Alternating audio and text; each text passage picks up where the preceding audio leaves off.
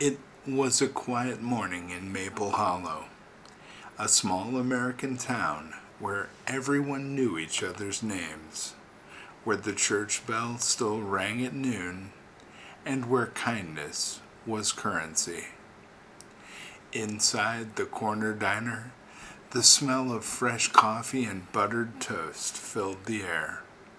At a booth by the window sat Eli, a worn out mechanic who'd been through more than most.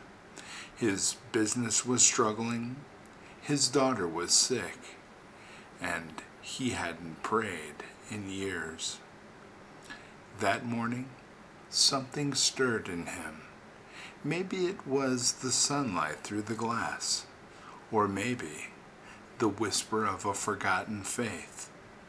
He bowed his head, and what began as a sigh turned into a story, a prayer that echoed the one Jesus once taught his disciples.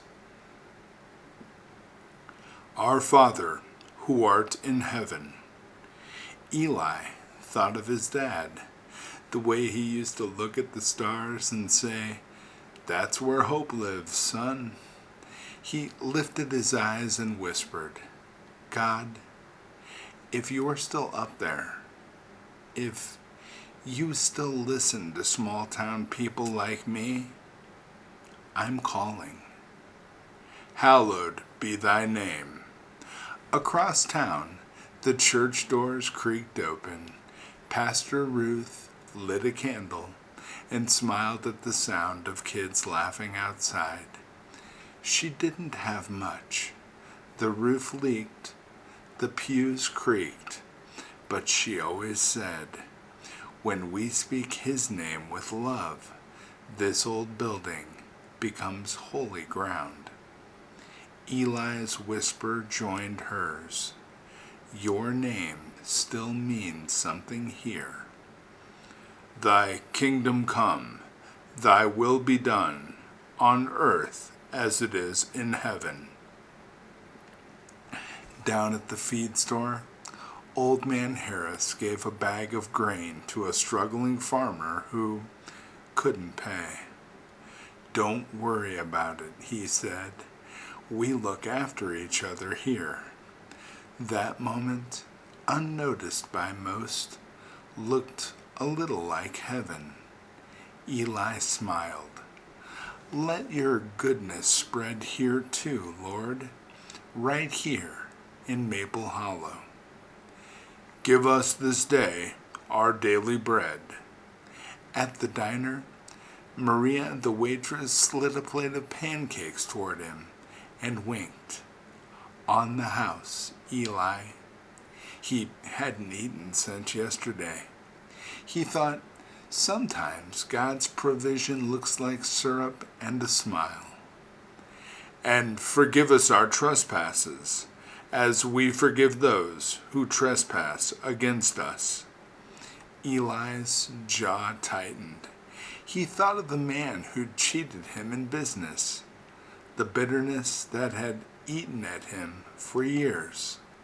He took a breath. "All right, God, I'll try. Help me to let it go. And lead us not into temptation." Later that day, as the sun began to set, Eli passed the bar where he used to drown his pain. He slowed his steps, then kept walking. "Not tonight," he whispered. "I'm walking home. But deliver us from evil." In the distance, the church bell rang. He paused, closed his eyes, and felt peace. Not the kind the world gives, but the kind that slips into your heart when you finally trust that you're not alone. That night, under the soft glow of a street light, Eli looked up at the stars and said, "Thank you."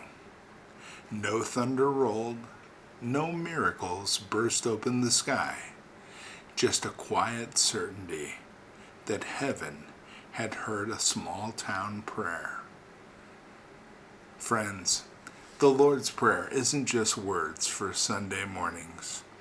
It's a heartbeat for every soul that still believes. In diners, garages, churches, and small town streets, that God still walks among us, one whispered prayer at a time. God bless you, my friends.